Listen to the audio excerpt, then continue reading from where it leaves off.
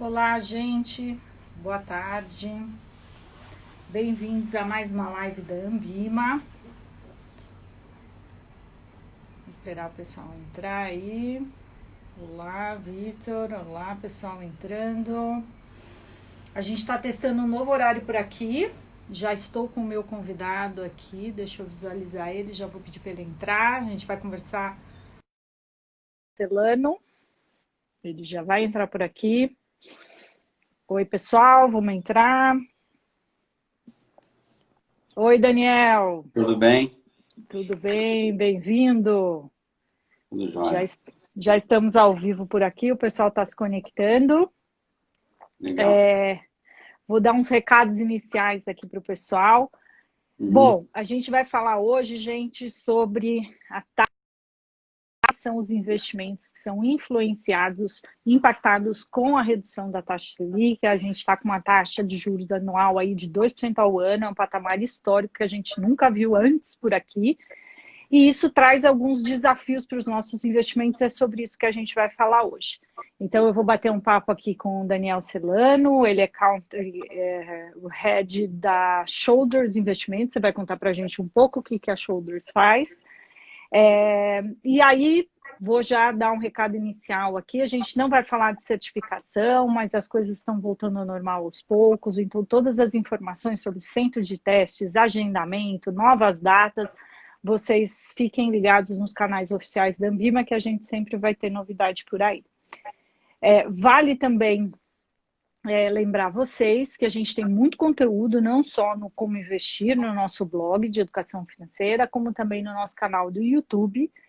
E a gente tem séries muito legais lá para vocês entenderem o mundo dos investimentos. E a gente tem um Ambima Explica que fala sobre risco de mercado em meio à crise. Então é um conteúdo bem interessante para vocês consultarem. Bom, bora lá, porque viu, Celano, as pessoas para almoçarem aqui com a gente, porque a gente está em pleno horário de almoço, para falar desse tema que é super interessante, que as pessoas sempre nos perguntam por aqui, sobre os investimentos e como eles podem ser um instrumento para alcançar a nossa independência financeira. Mas eu queria que você começasse se apresentando, o que você faz aí na Schroeder Investimento, qual a especialidade da casa, para a gente entrar aqui no nosso roteiro. Legal. Obrigado. Foi um prazer me adaptar aqui à live do Instagram, que é a primeira vez que eu faço. Nem a família eu já tinha feito. Então, é a primeira vez mesmo. A Schroders é uma empresa bicentenária. A gente é uma empresa com sede em Londres. A gente se tornou agora com a divulgação dos resultados no meio do ano, né, que a gente é uma empresa listada em Londres, entre a maior empresa, a maior gestora listada na Bolsa de Londres. No Brasil, a gente está há mais de 25 anos, mas na realidade, ontem eu estava vendo um material e a gente tem uma história bem mais longa no Brasil, a família, né, a Schroders, que tem o nome da empresa, foi uma das primeiras famílias a fazer o primeiro financiamento de saca de café para o estado de São Paulo. Em 1970, a gente tinha uma DTVM aqui, foi intermediária da gente trazer a Volkswagen para o Brasil. Então, assim, a história da Schroders com o Brasil remonta mais, né, desde a época do café com leite. E no Brasil a gente faz basicamente gestão de recursos em renda variável, em renda fixa, multimercados, investimento exterior. Né? Em renda variável, o time que faz gestão para os clientes brasileiros é o mesmo time que faz gestão internacional de mercados emergentes. Então, a gente tem investido na Bolsa Brasileira algo perto de 3 bilhões de dólares. Então, se a gente for olhar o ranking, a gente está entre os maiores gestores de renda variável do Brasil, dos 10 maiores, eu diria. E na parte de investimento exterior e internacional, a gente faz isso há muito tempo. Desde 2011 que a gente vem trazendo essa tese de diversificação. E um pedaço da tese de diversificação não ter ganhado tanto corpo mais cedo é exatamente o juro alto, que é o foco que a gente vai falar aqui na live. Né? E a gente hoje no Brasil faz fundos que compram fundos nossos lá fora, né? E fundos de terceiros também lá fora. E a gente tem, basicamente, como principais clientes, fundos de pensão, né, alocadores, plataformas de investimento, private banks, family offices e seguradoras. Então, a gente hoje está no Brasil com perto de 18 bilhões sob gestão e crescendo muito forte aí depois da pandemia na parte de investimento exterior. Né? Então, assim, esse ano, eu diria que a gente já captou perto de um pouco mais de 1 bilhão em fundos, né, que compram fundos nossos lá fora.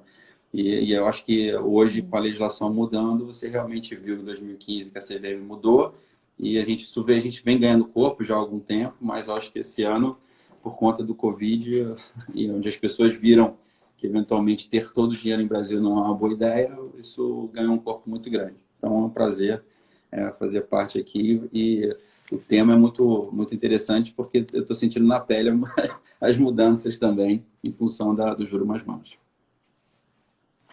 Pois é, acho que a gente pode até começar a conversar justamente por isso, né?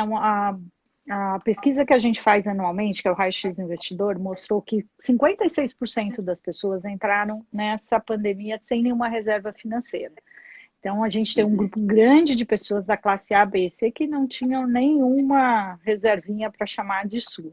E a gente tem aí 44% que tinha alguma reserva e que está passando um pouco melhor por essa crise. E foi, né, nos últimos anos aí, essa redução bastante significativa da taxa de juros pelo Banco Central e que está num patamar que as pessoas ainda estão entendendo muito bem o que fazer com os investimentos dela. E aí eu queria que você me falasse assim, né? Como que a gente pode ter um investimento, principalmente quando a gente está falando de reserva de emergência, que é o que as pessoas, né, pelo menos a maioria precisaria pensar, como é que ela pode fazer isso numa taxa de juros que está tão baixa que a gente não está acostumado? É uma pergunta interessante porque, assim, primeiro a gente tem que definir o que vai ser reserva financeira para cada um, né? Então, a gente pode definir aqui que pelo livro-texto, né, no CFA, inclusive, a gente vai falar, ó, tua reserva financeira deveria ser pelo menos 6 meses do teu living expenses, né, do teu custo de vida, né? Imagina que você gasta, sei lá, 5 mil por mês, 10 mil por mês, não sei quanto cada um ganha, vai pensar pelo menos em ter 6 vezes isso guardado, né? Obviamente, antigamente, você guardava esse dinheiro, né, um fundo DI, por exemplo, né, e você achava que aquilo ali estava bem porque a Selic estava alta. Depois a gente fala um pouquinho sobre como eu enxergo a Selic na realidade para o portfólio do cliente. Mas hoje, assim, eu diria que você tem que ter pelo menos 2 meses, né, muito líquidos, ou seja, com um resgate praticamente diário. E você tem sempre que pensar no rendimento depois de impostos. Então, você vai começar a procurar opções que depois de impostos te paguem um rendimento melhor, mas sejam muito líquidos. Obviamente, com a Selic tão baixa, você pode dizer, bom, mas então se eu deixar 6 meses guardado uma Selic tão baixa, eu talvez esse dinheiro não renda muito. Um dinheiro é uma reserva de emergência, ela não vai render muito, né? Para o dinheiro render mais, ele precisa ter, vamos dizer assim, uma envergadura maior e aguentar mais tempo para você conseguir performar melhor. Então, eu diria que você teria que ter uma combinação ali de ativos muito líquidos, né? Até mesmo na renda fixa, mas olhar isso sempre depois de impostos e não antes de impostos. Você não leva... Você tem que comparar, né, laranja com laranja, banana com banana e falar, olha, isso aqui com imposto, sem imposto, quanto eu levo para casa? E, eventualmente, você fazer 2 meses muito líquidos e com pouco rendimento, e, eventualmente, os outros 4 meses com um pouquinho mais de rendimento, buscando um fundo eventualmente de crédito, qualquer outra coisa que renda um pouco mais do que o CDI, mas lembrando, fazendo a conta de novo para depois de impostos, né? Quanto vai render, tira os impostos e vê quanto você leva para casa. Mas o desafio é esse, se você quiser pegar uma reserva de emergência e colocar em ativos que podem sofrer fortes oscilações nesses 6 meses que você pode precisar de dinheiro, é exatamente onde você não quer estar, né? Então, assim, eu quero ter um ativo que vai me pagar um rendimento. Isso é quando você está pensando em aposentadoria, mas reserva de emergência é um dinheiro que tem que estar muito líquido. Você pensa nas opções de como é que você vai balancear isso, que eventualmente você comprava só o CDB de um banco, ou só um fundo DI, eventualmente você tem que fazer um pouquinho mais de ginástica nessa alocação. Mas os primeiros 2 meses eu diria que você tem que estar muito líquido. Né? Você pegar um CDB que tem liquidez diária, você pegar um tesouro direto, que cada semana você vai ter um leilão para te pagar, e Selic e tudo. Mas, eventualmente, nos outros 4 meses, alguma coisa que renda um pouco mais, não pegar um fundo que tem uma liquidez grande. Você tem que ter uma liquidez ainda curta, porque se você entrar para começar a usar a tua reserva de liquidez, você tem que já pensar que o resto do teu dinheiro você vai precisar transformar em mais líquido também nos próximos 6 meses. Então, acho que precisa ser um pouco mais eficiente, né, na hora de usar essa reserva de liquidez, mas eu não colocaria, obviamente, reserva de liquidez em ativos como bolsa, como até, eventualmente, fundo imobiliário, porque ele tem pode ter choques muito grandes em função do próprio ativo em si, em função da expectativa de juros. Então, é mais difícil, é mais desafiador e vai precisar suar um pouco mais a camisa para fazer essa reserva, mas pensando na reserva como uns 6 meses, os primeiros 2 meses muito líquidos, depois de impostos, e os outros 4 meses tentando achar alguma coisinha um pouquinho melhor que o CDI, mas de novo, fazendo a conta depois de impostos. Para você poder comparar a poupança, Tesouro Direto, CDB, e as coisas serem comparáveis, porque no final das contas você leva para casa o teu dinheiro depois dos impostos serem descontados da tua aplicação. Não, e é interessante isso que você está trazendo pelo seguinte, as pessoas ficam com aquela ansiedade de ser eficiente também em toda a gestão do seu dinheiro. E para cada objetivo, como você falou no começo, né, cada um, a gente tem que entender a realidade de cada um, essas coisas são diferentes. Então, a reserva de emergência ela tem um objetivo de estar ali disponível. Então, não dá para se esperar que aquilo vai garantir a aposentadoria, nada disso, porque aquele bolinho ali é para os imprevistos e que a gente sabe que acontece. Mas o interessante também é que na pesquisa do raio-x, as pessoas acabam tendo essa coisa, que eu acho que isso eu queria ouvir de você também, que era aquela coisa que a gente estava muito acostumado. Alto rendimento, baixo risco e alta liquidez. Então, as pessoas estavam acostumadas com isso e podiam se dar o luxo de deixar o dinheiro adicional ao de emergência também ali guardadinho qualquer coisa. E a pesquisa do raio-x mostra que, em média, as pessoas ficam 11 anos na poupança.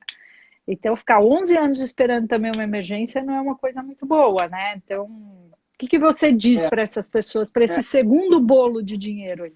Eu concordo 100% com o que você falou, mas aí a gente tem que pensar o seguinte: o brasileiro estava acostumado com o tripé que não existe no resto do mundo, né? Que é exatamente o que você falou. E exatamente porque esse tripé era tão favorável que às vezes o dinheiro estava numa coisa só: o da reserva da emergência, o da viagem, da compra da casa, da aposentadoria, sei lá, estava tudo misturado. E quando você pensa no teu portfólio, sendo um país normal, onde você não tinha essa situação, onde os juros, né, você tem que correr risco para ganhar mais, você tem que ter mais horizonte de investimento para poder o teu dinheiro render, coisa que vale, você tem que pensar, acho que, 3 grandes coisas. A primeira coisa que você tem que pensar é que o teu dinheiro, você tem que olhar ele depois de impostos. Segunda coisa é juro real.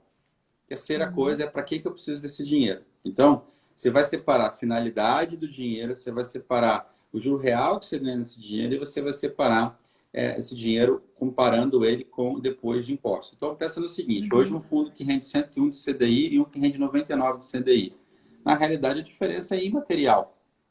Mas a percepção do indivíduo que compra um fundo de 101 de CDI é que ele está ganhando, e o que compra 99 é que ele está perdendo.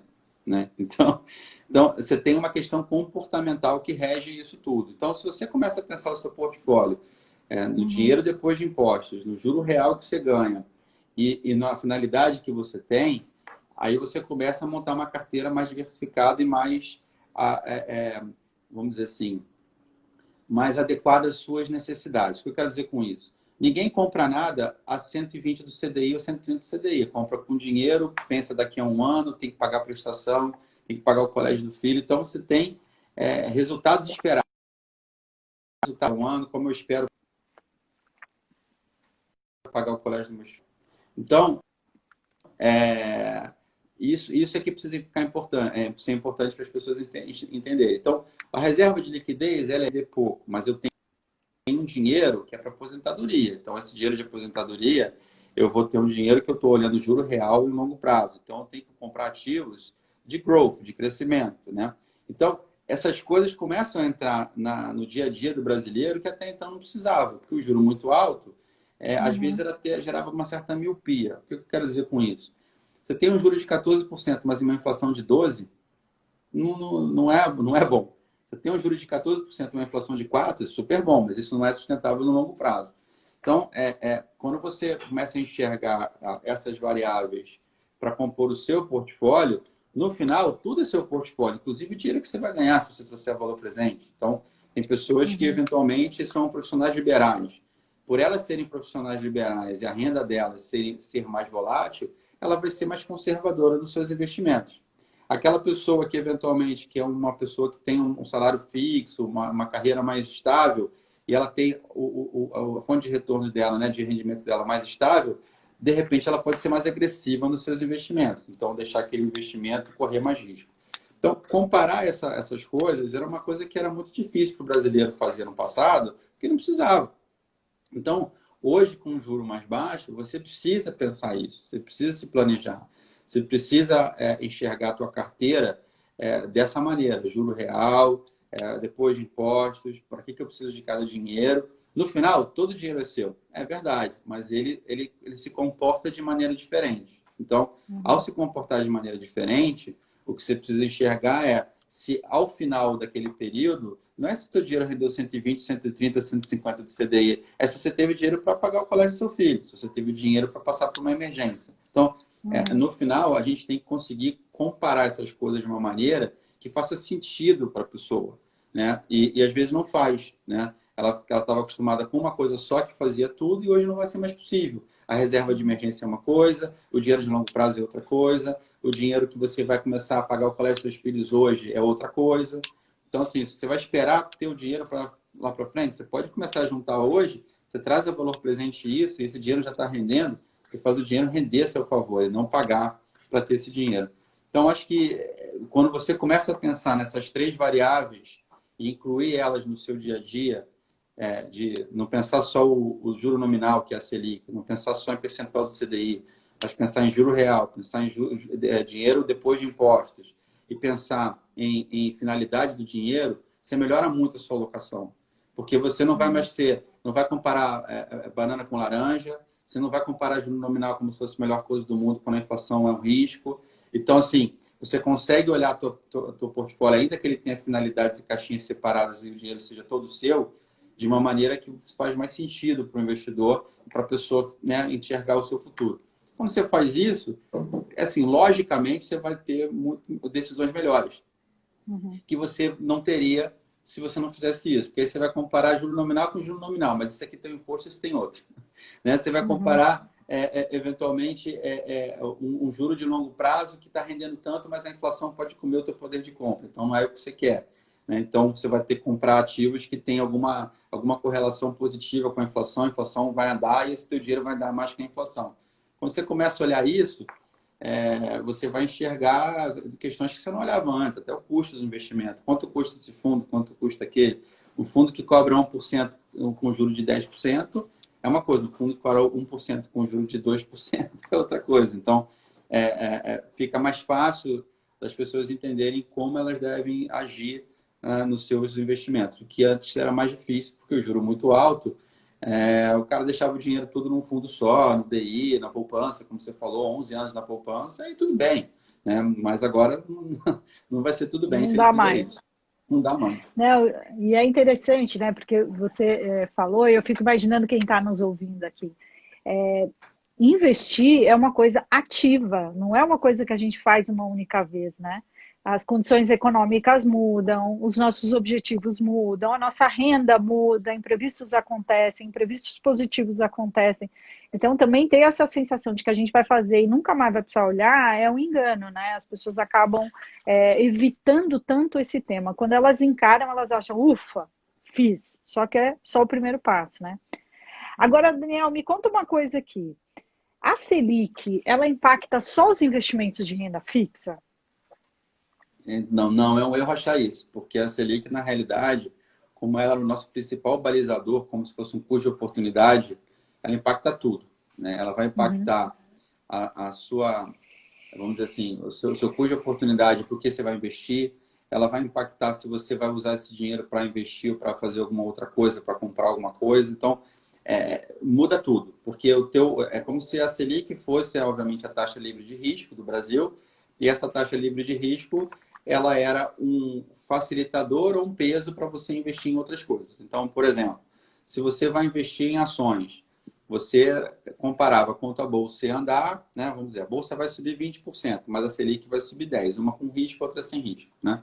Agora, a bolsa vai subir 6%, a Selic andou 2%, com a inflação de 1 ou 2%, você vai querer ter mais alocação em bolsa do que você teria antes. Né? Então, a Selic ela muda o que você ganha nos títulos de renda fixa? Logicamente, sim. Mas não só isso. Ele muda, inclusive, como você vai enxergar a sua alocação. Uma das coisas que a gente via é que a Selic muito alta no Brasil, você enxergava o seguinte, eu tenho uma Selic muito alta, então, não preciso diversificar. Eu tenho uma Selic muito alta, então isso deve ser suficiente para compensar a inflação. Então, essa era um pouco a cabeça que se tinha até pouco tempo atrás. E hoje, com a Selic mais baixa, o que você vai começar a pensar é, bom, o que eu posso fazer para o meu dinheiro render acima da inflação, né? Onde a Selic deixou de ser um patamar tão importante para a gente. Então, no passado, você tinha uma Selic muito gorda, uma inflação controlada e o juro lá fora nos Estados Unidos mais baixo. Né? Então, você pensa o seguinte, é o diferencial de juros. Então, você tinha muito investidor estrangeiro que comprava títulos brasileiros, ou seja, comprava reais, para investir numa Selic muito gorda, que era título soberano, título do governo. Mas o câmbio pode balançar? Pode, mas se balançar X% em cima de quanto ele me paga de juro, tá bom. Então a gente tinha uma moeda no Brasil, né, o real, né, o BRL, como a gente chama no mercado, ele é um carry currency. Você compra ele e ganha dinheiro porque você comprou. Hoje, o juro no Brasil está 2%, o juro nos Estados Unidos está meio. Tá bom, mas a inflação aqui vai ser quanto, a inflação lá vai ser quanto. Aí você vai fazer a conta e fala, você não ganha muito mais dinheiro em estar no Brasil hoje porque o juro não é tão alto, né? Então, deixou de ser um carry currency. Então, ao fazer isso, você também mudou a alocação dos estrangeiros nos ativos locais. Então, quando a Selic muda, ela muda todo mundo. Ela muda o que a gente faz aqui, como o estrangeiro percebe o Brasil, que ativos de risco vão ter a preponderância em relação aos ativos livres de risco, como Bolsa, por exemplo. A gente viu a quantidade de CPFs novos na Bolsa, quantidade de dinheiro de investidores de pessoa física entrando. E isso é uma questão de necessidade. Eu acho que, tirando poucos casos por questões pessoais, que poucas pessoas são necessariamente apaixonadas pela bolsa, né? Algumas pessoas têm interesse, gostam, querem saber desde pequeno e tudo, mas outras vão aprender que o que você tem que fazer para ter mais crescimento, mais o teu dinheiro render mais e tudo. E aí vão para a bolsa e outros ativos, multimercados, bolsa, investimento exterior. E investimento exterior, assim, só desmistificando um pouco, não existe investimento no exterior, existe renda fixa no exterior, renda variável no exterior, multimercado no exterior e outras classes de ativos no exterior, que acabou sendo separado, mas no final das contas, quando você olhar suas caixinhas, que eu acho que é a grande mudança que a Selic vai fazer para o investidor local, é quando ele começa a olhar a caixinha, ele pensava em renda variável, ele pensava no Ibovespa. Agora ele precisa pensar no Ibovespa, no Global Equities, em outras coisas, né? O cara pensava em renda fixa Brasil, ele pensava só no DI. Agora tem que pensar no DI, no crédito local, no crédito internacional, nos juros lá fora. Então, acho que isso aí vai mudar muito a alocação, porque você vai separar as caixinhas, não por domicílio, por país, mas por o que aquela caixinha de renda variável, renda fixa, multimercado e tal, traz, qual é o papel que ela desempenha na minha carteira, né? De proteção, de diversificação, de crescimento, e fazer isso de uma maneira mais eficiente, que é assim, poxa, para o mesmo nível de risco eu posso ter mais retornos, por que eu não vou fazer isso? Né? Então, é o único freelance que você ainda tem no mercado e que já vai ser consumido é a diversificação. Então, quando você olha isso, o Selic muda tudo, exatamente por isso, porque ela muda a renda fixa e muda todos os seus parâmetros de análise do teu custo de oportunidade. Então, mudou tudo. A Selic mais baixa muda todas as relações e todas as análises que você faz do ponto de vista de ativo livre de risco para a tua carteira e para os investidores em geral. E é legal também, viu, pessoal, resgatar aqui que a gente já fez várias lives aqui sobre a taxa Selic, a gente falando da importância que ela tem também para a economia real, porque no fim a gente também só fica assim, poxa, a taxa de juros baixou, ai, ai, ai, meus investimentos. Mas, por outro lado, as taxas de financiamento ficam mais competitivas, as empresas têm capacidade de se financiarem melhor para poder desenvolver e oferecer mais produtos e serviços, acaba estimulando aí empregos, expansão, investimentos em infraestrutura, então o mercado de capitais acaba sendo bastante beneficiado nesse sentido. Então, a gente tem que tirar um pouco isso, a gente já falou isso em outras lives, tirar um pouco aquela coisa, poxa, e agora, né? Eu como poupador aqui, coitado de mim, mas isso é mais desafiador, não tem dúvida, é sobre isso que a gente está falando aqui hoje, mas, por outro lado, também se abrem várias oportunidades. E aí tem mais uma pergunta aqui, e inclusive, pessoal, podem mandar suas perguntas por aqui, a gente já tem uma, a gente já está aqui nos primeiros quase 30 minutos de conversa, e a gente já vai abrir para as perguntas aqui do Instagram. Mas tem uma pergunta aqui que é interessante. Se a Selic começar a dar sinais de alta, então, né, alguns economistas falam que a gente pode ter aí uma alta da Selic, a gente tem que mudar a estratégia? Isso é o suficiente para a gente ter que repensar em todas essas, toda a nossa carteira de investimentos? Então, é uma boa pergunta. Eu acho que na realidade é o seguinte, a Selic ela é um parâmetro, mas eu acho que ela não deve ser mais o principal parâmetro. Porque se você for para pensar, porque a Selic está baixa, acabou a renda fixa no Brasil? Não. Não, porque você, por exemplo, eu estou olhando aqui enquanto a gente fala, eu estou olhando o juro futuro de 2025, né? Daqui a 5 anos. O juro futuro está apontando 5,7. Né? Então, o que um gestor ativo faz? Ele compra esse juro, ele vende esse juro, ou seja, ele está comprado nesse juro, vendendo esse juro, e aí você fala assim, mas o juro subiu de 5,7 para 6 ou de 5,7 para 5. Isso não é nada. Tá, mas você está falando 2025, você tem um efeito de duration, que é o que as pessoas desprezam, que é esse prazo. Então, toda vez que eu tenho uma duration nessa curva, cada mexida que eu dou de 5,70 para 6 ou 5,70 para 5, ele vai mexer um percentual que parece baixo de forma anualizada, mas eu estou falando de um juro de 5 anos, não estou falando de juro de 1 ano. Então, você vai ganhar dinheiro na renda fixa fazendo essas operações, essas apostas, né? Você vai montar uma posição e tal. Então, quando você fala que a Selic está mudando, o que você está mudando é o balizador do dinheiro de curto prazo. Mas o dinheiro de longo prazo, não necessariamente. Ele depende do fiscal, ele depende de inflação, ele depende de um monte de coisa. Então, quando a Selic for mudando, o que você vai mexer? Obviamente, como você falou, Ana, no início, você não vai fazer uma decisão de investimento e dormir e acabar. Assim, antigamente, na década de 70, um fundo de pensão americano que comprasse um portfólio 60-40, ou seja, 60% em título renda fixa e 40% em renda variável americana, pagava suas contas. Hoje não paga mais. Então, se o cara tivesse parado no tempo, não teria pago um pedaço dos benefícios. Alguns fundos de pensão, inclusive, os Estados Unidos quebraram, mas por outras razões também. Então, o que a gente vê é assim, a Selic subir é um parâmetro que você deve levar em conta na sua alocação. Eventualmente, o teu dinheiro, a tua reserva de liquidez vai ter um rendimento melhor, vai ter um rendimento melhor, mas a Selic subir em função de quê? Né? Se a Selic subir em função da inflação, o que mudou para a sua vida? É isso que eu quero dizer. Assim, se você tem uma Selic de 2%, com uma inflação de 1,5%, você está falando de juro real de meio. Ou a Selic é 2% com uma inflação de 3%, você está falando de juro real negativo de 1%. Então, a Selic é um parâmetro que você deve levar em consideração e o porquê ela sobe ou não é tão importante quanto ela sobe. Se a Selic sobe porque você tem um medo de inflacionário, ou a Selic sobe porque você tem que conter o capital no Brasil, porque o fiscal explodiu. Então, assim, essa situação fiscal do Brasil ficou tão ruim e o controle de gastos ficou tão ruim que você tem que subir o juro para que as pessoas mantenham o seu dinheiro no Brasil, é ruim, né? Porque você vai ter simplesmente, você está falando o seguinte, eu estou comprando uma coisa aqui que eventualmente eu vou ter um calote inflacionário, sei lá, pensando no longo prazo, né? A dívida brasileira é um país mais controlado porque a maior parte da dívida está em reais e você pode emitir a sua moeda em reais. Mas, obviamente, todo mundo sabe que se você imprimir dinheiro, você vai gerar inflação.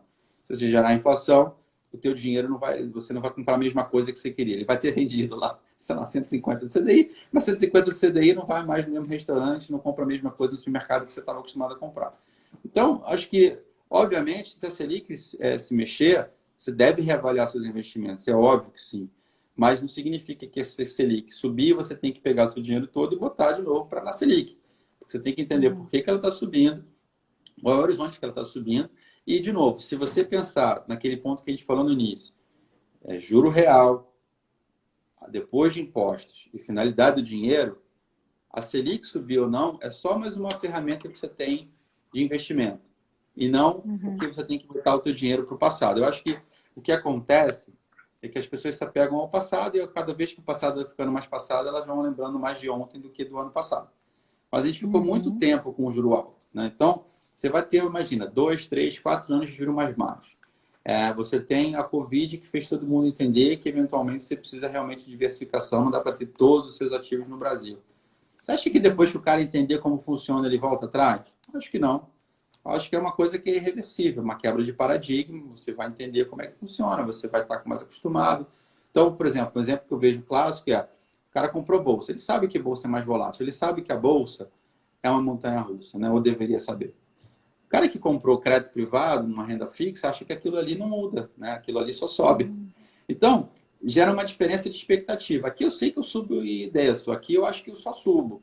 Quando aquilo desce um pouquinho, toma um susto. Poxa, mas eu não achei que ia subir. Assim, então a bolsa caiu 30%, a bolsa em dólar está caindo 30%, né? Então a bolsa em reais está caindo 13%, né? Mas você fala, bom, mas e os fundos de renda fixa caíram 1, 2%? Então, e esses fundos de renda fixa que caíram 1, 2% tiveram mais resgate do que o dinheiro que entrou na bolsa.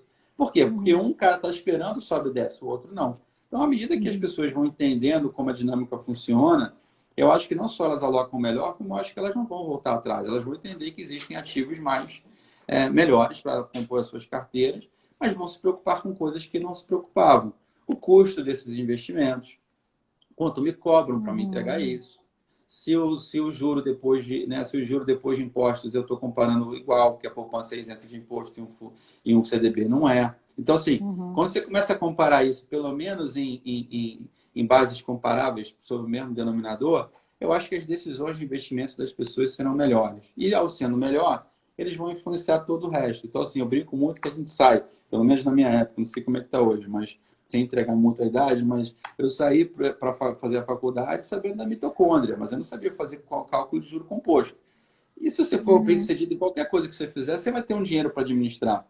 A mitocôndria, se eu não for médico, eu nunca mais devo usar na vida, provavelmente. Então, eu acho que tem um pedaço que a gente precisa buscar essa educação financeira, mas eu tendo a concordar que o brasileiro não precisava aprender muito, né? O juro já era muito alto, deixava lá o dinheiro e por aí vai. Então, não dá para ter um crítico ferrenho a esse passado, né? Mas dá para botar uma luz no futuro. Assim, olha, que a gente viu nos últimos 10 anos lá fora, sendo uma empresa estrangeira, no Brasil há mais de 25 anos, fazendo gestão para brasileiro, então a gente sabe exatamente como as pessoas pensam. A gente vê esse juro caindo e como o comportamento das pessoas mudou.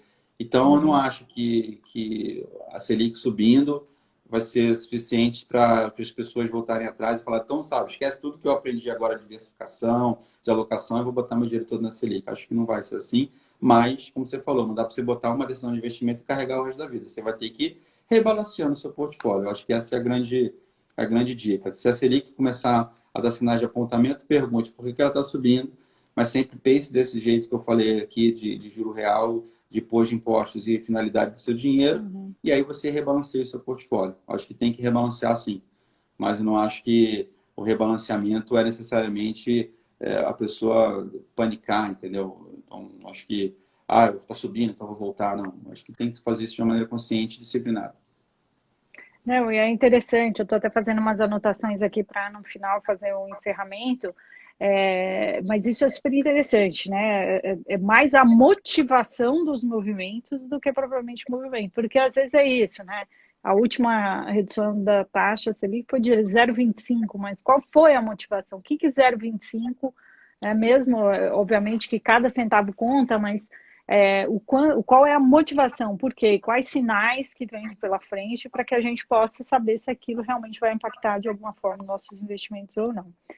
Bom, eu vi aqui que a gente tem várias perguntas, eu vou selecionar aqui algumas, vamos ver aqui, ó.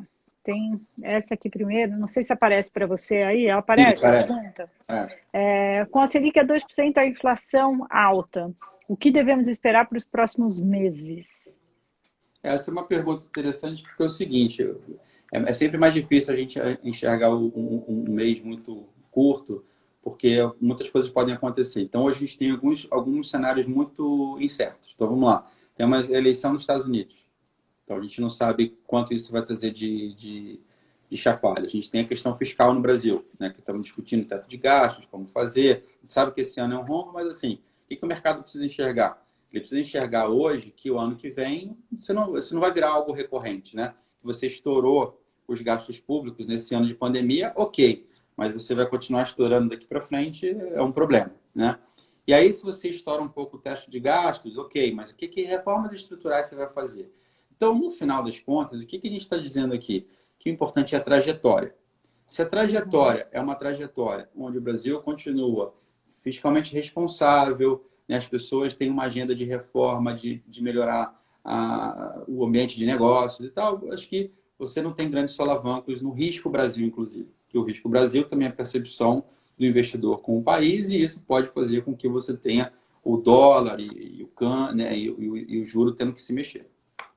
Mas não dá para a gente pensar só no Brasil, porque o Brasil, apesar da gente ter 3 bilhões de dólares na Bolsa Brasileira e já está aqui há muito tempo, e a Bolsa ser um investimento que a gente é construtivo com Bolsa, a gente faz gestão para cliente brasileiro de Bolsa de mais de 600 milhões de reais também. Então, mas o Brasil é 1% da Bolsa global. Então, o que vai acontecer lá fora em termos de injeção de liquidez, se essa liquidez continua, o Trump sendo reeleito, qual vai ser o agravamento das tensões entre China e Estados Unidos, porque elas virão, né? Isso virá. Né? Você pensar que o Trump ser eleito e não vai ter um esgarçamento maior da relação entre os Estados Unidos e a China, eu acho que é meio que acreditar em conto de fato, não vai acontecer.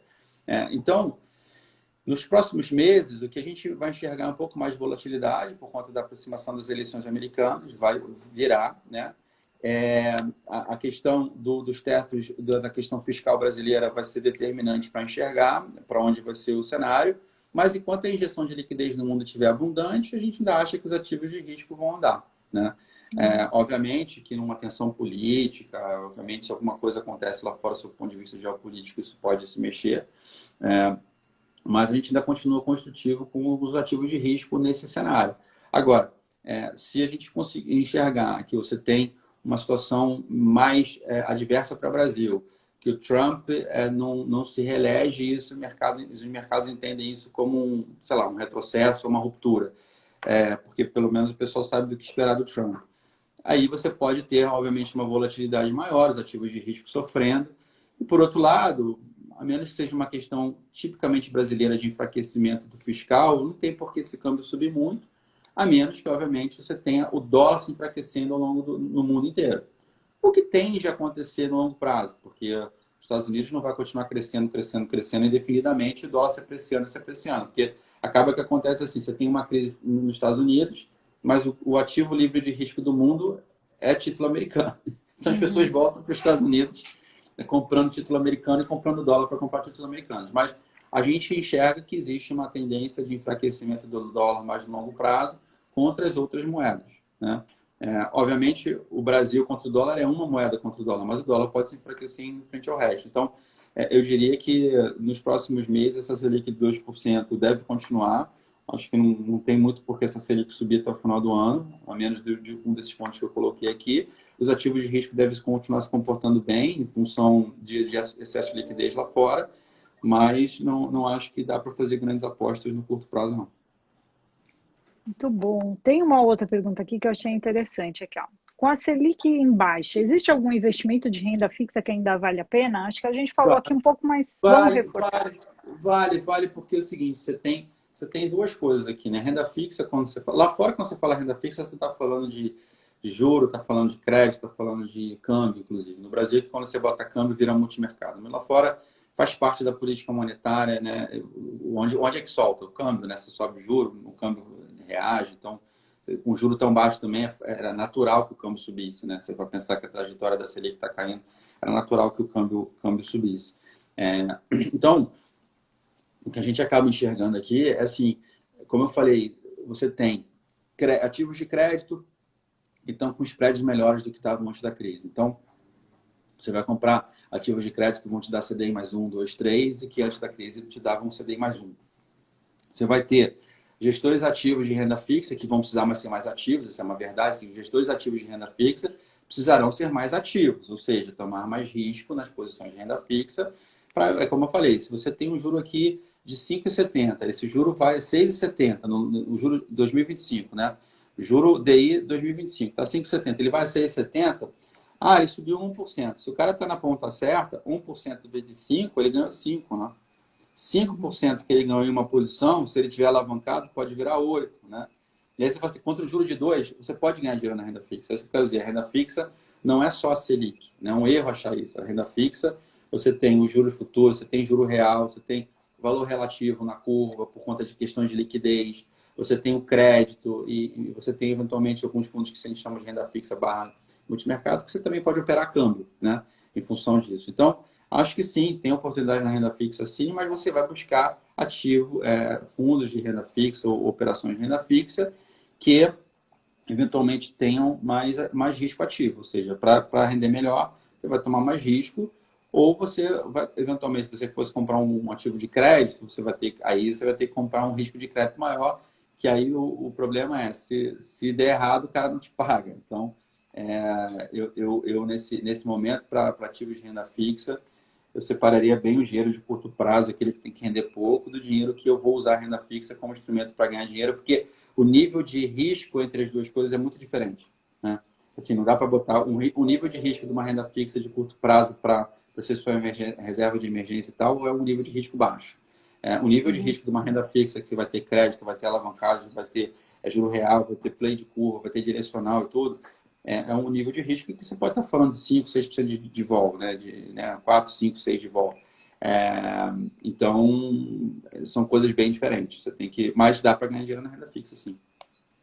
Não, e é interessante porque as pessoas associam a renda fixa a baixo ou zero risco.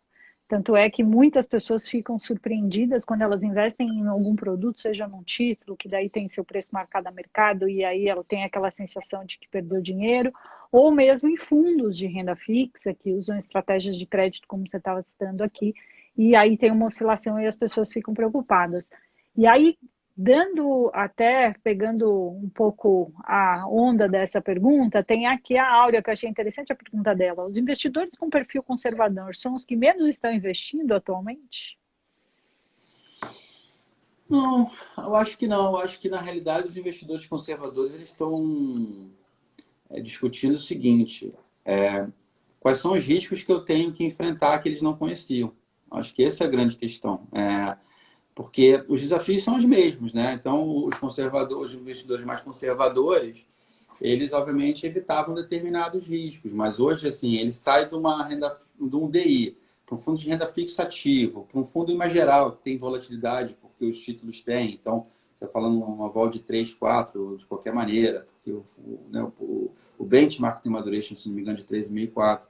Então, assim, você vai começar a andar na escala de risco, você vai falar, bom, eu não preciso sair do DI para a bolsa, né? Você Ou pode... para o mercado de opções?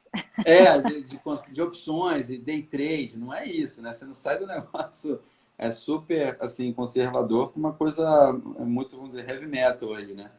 Mas você pode, na gradação de risco, sair de coisas mais conservadoras para renda fixa ativa, para multimercados. E eventualmente, se você compra um multimercado que não compra a bolsa, ele pode ter uma volatilidade alta porque ele está fazendo um monte de operações de renda fixa, que foi o que você falou agora, né, cara? As pessoas se confundem que renda fixa não é renda garantida. Renda fixa é um nome quando você tem um fluxo de caixa ali que você vai operar aquilo, mas não é uma renda garantida que você comprou uma coisa que o cara te garante te pagar de volta, né? A única coisa que você tem que te garante pagar de volta, você vai pegar um dinheiro, vai emprestar para o governo, ele te diz que te paga. Se der tudo certo, ele realmente vai te pagar. Se der errado, ele vai imprimir moeda para te pagar, o que vai fazer com que o teu juro real, né, teu poder de compra caia. Então, de certa maneira, eu não acho que estão investindo menos, não. Eu acho que eles estão estudando quais são os riscos que estão correndo, que não conheciam, e eventualmente já estão rotacionando seu portfólio, sim. Eu acho que eventualmente o que é diferente é que assim os caras mais conservadores, e foi uma coisa que a gente também fez uma pesquisa global que eu compartilhei até contigo, né? Que a gente viu o seguinte, uma coisa que eu achei bastante promissora é que quando você compara no Brasil quais são as prioridades com gasto, 30% ainda é comprar ação, título, mercadoria, coisa e tal. Mas já tem 20% pensando em investir em aposentadoria. Uhum. Então, dentro das prioridades, 20% das pessoas já pensam em aposentadoria. Então, quando você está pensando em aposentadoria, você pode ter um perfil conservador, investir, né, para sua aposentadoria no longo prazo e ter um portfólio 50% em ações, mesmo sendo conservador. Por quê? Porque você está casando o teu horizonte de investimento com o teu objetivo.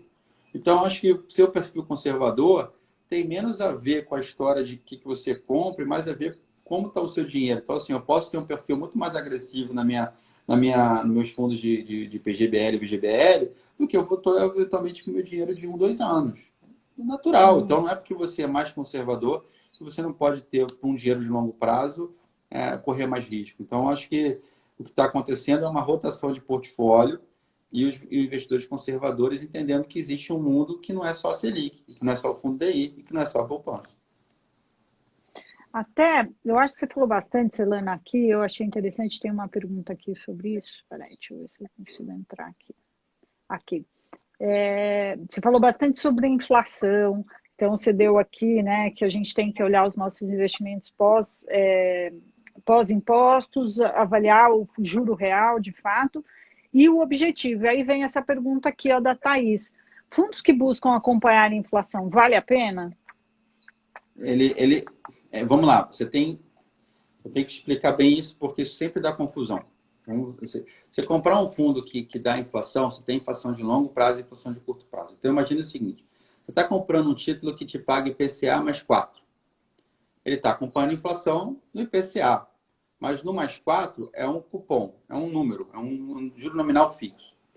A percepção a risco aumenta e diminui, e como esse título tem uma duration, ou seja, um prazo, você pode ter a inflação subindo, o fiscal piorando, os investidores querendo que aquele título pague IPCA mais 5, não mais IPCA mais 4, e você perde dinheiro. Então, existe a inflação de curto prazo e existe a inflação, né, quando você olha o longo prazo. É importante você comprar ativos, é aí que eu acho que é o ponto. Comprar ativos que te protejam de variações da inflação no longo prazo. Porque no curto prazo isso pode dar diferença. Então, você teria que comprar... A gente não tem um contrato no mercado que eu vou comprar o contrato de inflação. Eu tenho títulos atrelados à inflação. A parte que roda a inflação anda com a inflação, mas a outra parte oscila e isso mexe no preço do teu ativo, que é o que a gente chama de PU, do preço unitário, né? Então, existe uma relação inversa entre quanto maior o rendimento daquele ativo, menor o preço que você compra. Essa coisa a 10, e aí você recebe daqui a um ano, para ser 10%, você vai ganhar 11%. Né? Se você quer ganhar 12%, né, e não 10%, você tem que comprar ele hoje mais barato do que 10%. Se você é detentor desse ativo, você tem que vender ele a 8%, tem que vender ele mais barato. Então, existe essa relação inversa. Então, o que eu acho?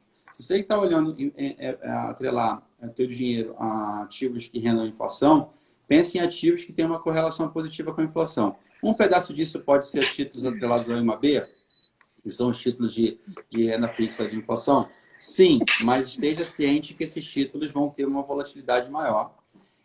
Algumas ações na Bolsa são mais resilientes em relação à inflação, então, assim, acompanham a inflação. A própria Bolsa deveria acompanhar a inflação mais alguma coisa. Você pega a Bolsa Internacional, ela basicamente paga a inflação mais 6%, é uma coisa assim que você olha no longo prazo.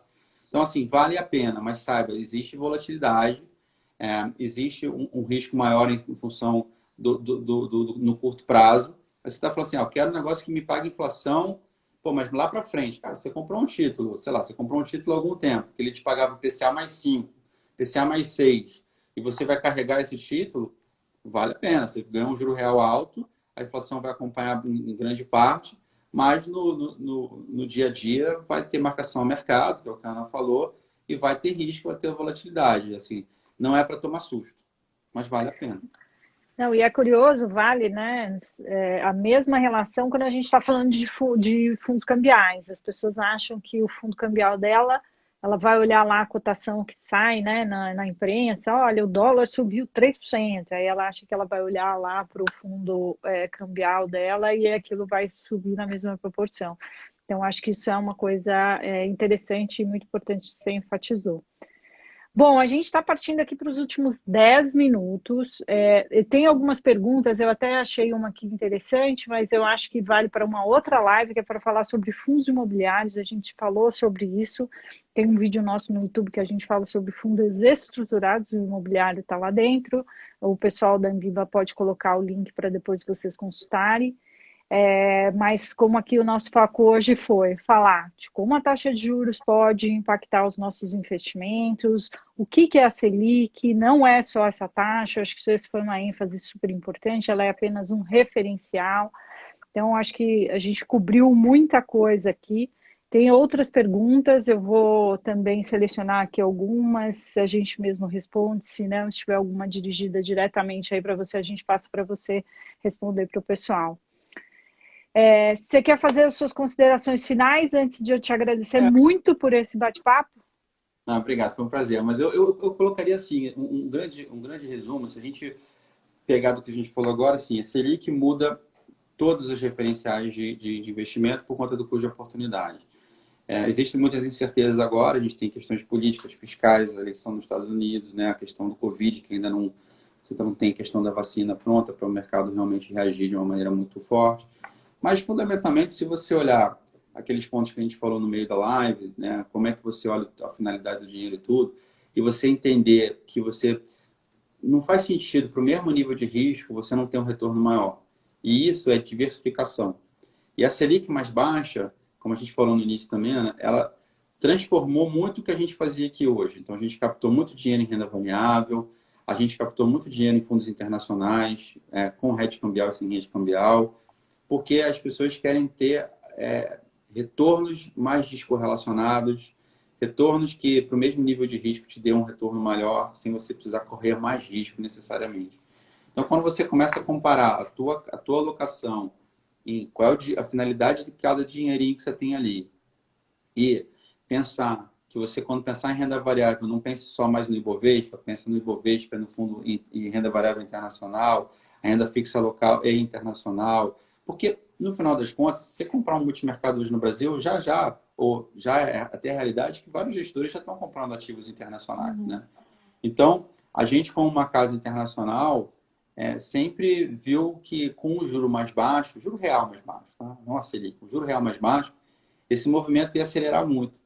Ele vem acelerando nos últimos 2 anos, mas esse ano, depois da Covid, acelerou demais. Então, a gente percebe esse movimento dos investidores institucionais, das pessoas físicas, dos alocadores, que era uma coisa que a gente via. Assim, você sempre teve.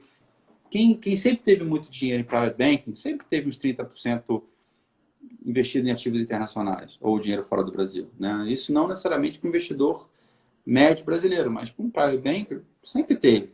E isso está chegando para os investidores em geral, né? E veio de clientes institucionais, de private banks, alocadores, investidores gerais, tudo. Isso chegando na Previdência, com a SUSEP liberando também investimento exterior. Então, a Selic mais baixa faz você repensar a sua carteira e repensar a diversificação. Então, quando você pensa em diversificação, vai ter desde o cara que estava só na poupança, que vai comprar fundos de renda fixa ativo, né? Vai comprar um crédito, vai comprar renda variável, multimercados, né? Como fundos da indústria. Como você vai ter a parte de fundos internacionais que vão agregar também, não vou comprar só renda fixa local, é local, internacional, você vai montar uma carteira com as caixinhas mais delineadas em relação aos retornos mais correlacionados, para ter mais diversificação. Então, a Selic, realmente, ela muda muito o patamar, mas ela muda pelo motivo que ela caiu, né? Por que ela caiu? Ela caiu porque tinha um crescimento muito baixo, uma inflação muito baixa, uma necessidade de injeção de liquidez no mercado. Então, por isso que ela caiu, né? Ela não caiu porque alguém foi lá e deu uma varinha de condão e agora ela cai. Então, os motivos pelos quais ela caiu fizeram com que você tivesse essa necessidade de maior de rotação do portfólio, de diversificação e de busca por retornos mais eficientes. As pessoas sempre me perguntam assim, senão eu não vou ter que tomar mais risco? Eu falo, eventualmente, sim.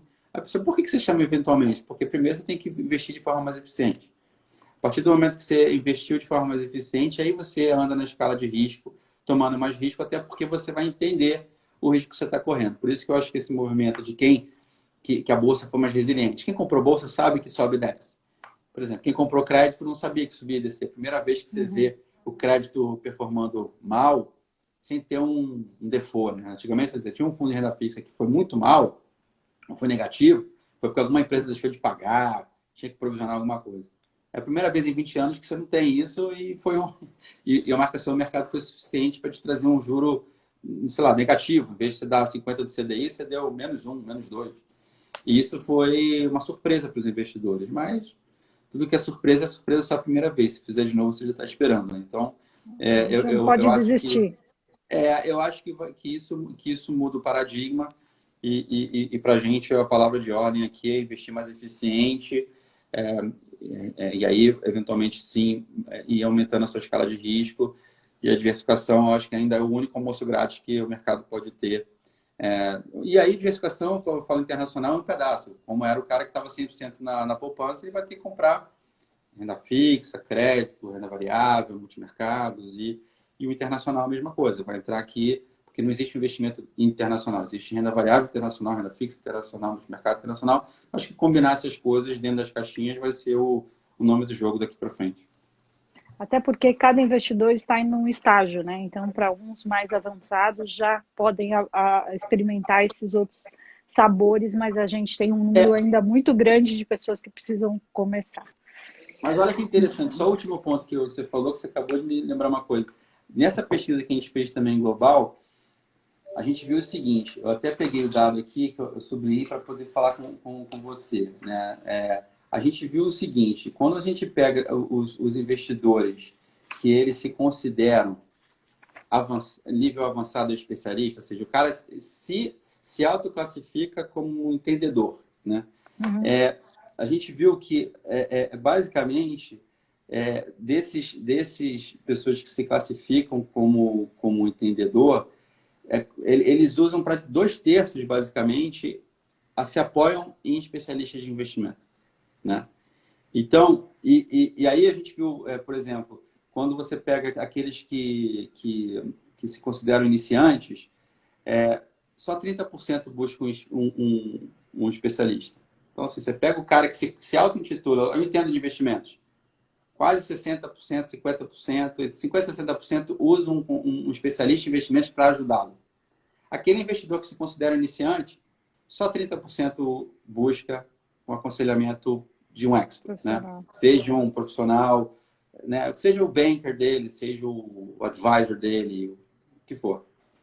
E isso, para mim, é muito, muito interessante, porque é o seguinte, eu fiz uma analogia que eu falei assim, cara, isso é igual uma criança, eu tenho um filho de 1 ano, então assim, ele sobe na mesinha de centro, ele não sabe o que vai cair, se vai se machucar. Mas está o especialista ali para orientar. Então eu tenho que segurar. Então, assim, se eu já sou adulto e vou subir no negócio, segura essa escada aí, não é? Porque você sabe o risco que você corre.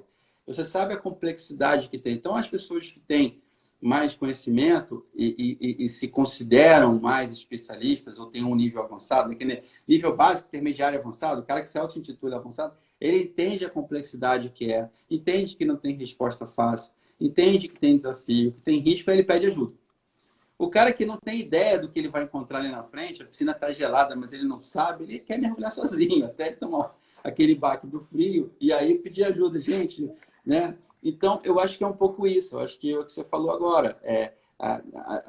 O que vai mudar é um pouco isso. As pessoas vão entender mais essas coisas, né? Vão entender mais essas dinâmicas e vão falar, gente, isso aqui é complicado, eu preciso de ajuda. Então, acho que isso vai acontecer de uma maneira geral no mercado.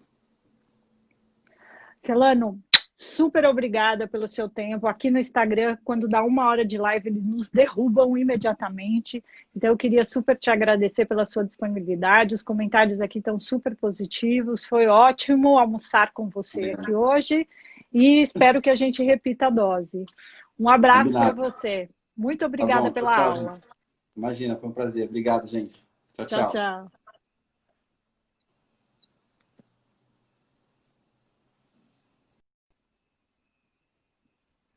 Bom, gente, só para dizer para vocês, foi um bate-papo incrível, falamos bastante sobre como os nossos investimentos são impactados com essa redução da Selic. É um cenário que a gente vai aprender a conviver, a gente vai ter que entender que este é o novo patamar e que a gente vai ter que experimentar sempre novos sabores.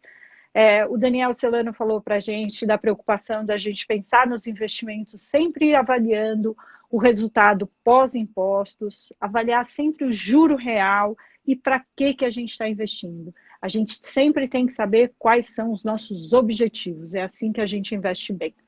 Até a próxima live, não esqueçam de se inscrever nos nossos canais de informação, tanto no site Como Investir, como no nosso canal do YouTube. Até a próxima live. Tchau, tchau.